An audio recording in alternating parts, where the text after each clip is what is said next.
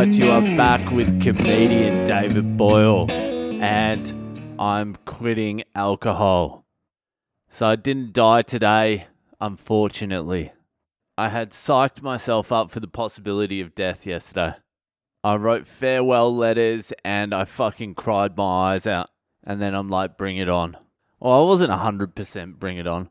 I thought I was more accepting of death than I possibly am. I feel like I may be more accepting of other people's deaths. And then my own comes around, I'm like, hang on, wait a second. Are you sure you got the right person? I want to see how this pandemic plays out. Just give me a couple of minutes. So I worked again today and I'm working again tomorrow, and I think that's me done. How's this? I left work early today. It's a very powerful thing having a job but not caring if you lose it. All the things you wish you could do in a normal situation where you're desperately trying to keep your job to maintain your life, I did today. I went for 4 coffees. I just turned the crane off. I'm like, I'm going to go down for a coffee. And I did that 4 times. No one cared because they knew I was going regardless. How's this? Then at 2 o'clock, it started slowing up a little bit, and I just go up to the boss. I'm like, look, do you need me for the rest of the day? Because I can just go home. I'm 15 minutes away. And he's like, yeah, you can go home. I'm like, all right, see ya. See you tomorrow. So I got out of the last couple of hours of work. So I'm on day 2 of working, and I'm leaving early and going for 4 coffees. And I turned up late. I know 100% what's going to happen. This depression's going to come, and I'm going to fucking wish I worked a little bit harder. I'm going to be begging for my fucking job. Because I'm not too sure how much I can actually endure. Like, my grandma survived the gulags in Siberia in World War II. Fucking minus 30 degrees Celsius, and she was wearing a fucking singlet the whole time when she was 12. I'm like, can I endure that? Do I have that in me? Or do I just end up a fucking icicle in a day and a half? I think there's a very real possibility I'm not going to be as good at the apocalypse as I thought I was going to be. Because I enjoy lounging around a lot. Is there a lot of lounging around in the apocalypse? Or are you on the move all the time? Work reckons there's only 2 weeks of work left before they fucking dry up as well. I don't know what the fuck they're going to do when that happens. But yeah, that idea of enduring hardship. Like, I reckon I could do a day in Siberia in the gulags at the labor camps if it was for like a TV show or something, if it was a challenge. If it was like a challenge, if there were other people there and I had to beat them at like manufacturing face masks or something like that, yeah, I could do that for a day.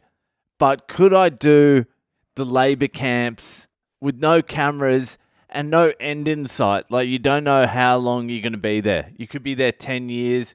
You could be there for the rest of your life. Who knows? You don't know. Do I have the mental strength to get through that? Then I work all day in shorts and a singlet in minus 30 degrees for my half a potato, and then I have to go back to my tent and give my potato to my wife and kid because they're starving. I'm going to say in my current form, the current Boyle, I'm going to say no. But who knows what strength is hidden beneath the surface. Judging by the fact I left early on my second day of work in 2 months, I might not have it in me to survive. Do they need comedians in re-education camps? You pretty much don't need comedians at all. They're not essential. You need funny people. Funny people are great, but you do not need comedians. Comedians are useless cunts. I need to find some skills so I become an essential part of the re-education camps. What is the most essential skill? I can operate a crane, but any idiot can do that. Who do you need? Who is the most essential person in one of those camps? It's probably not even someone with skills. The most essential person in one of those camps is probably the guy you can just blame everything on. The slow guy. Who did this? This cunt. Beat the fuck out of him, guards. He just takes the beatings for everyone. Actually, to be honest with you, even if I got a skill that made me essential, you still have to do that. That's the problem. That would just be like having a job, but you're in jail. I'm slowly becoming more and more comfortable with death talking about this. I'm not sure, but if it gets too bad, I don't know if I'll be clinging to life. I suppose I have to. If I was single and didn't have a family, I could just die. I can't just die. I have to at least try and live. I have to give it a shot, don't I? How bad does this thing get though? Who fucking knows? Who knows? I hate doing these fucking things after I've worked. Feels like my mind slows down. I'm always cooked.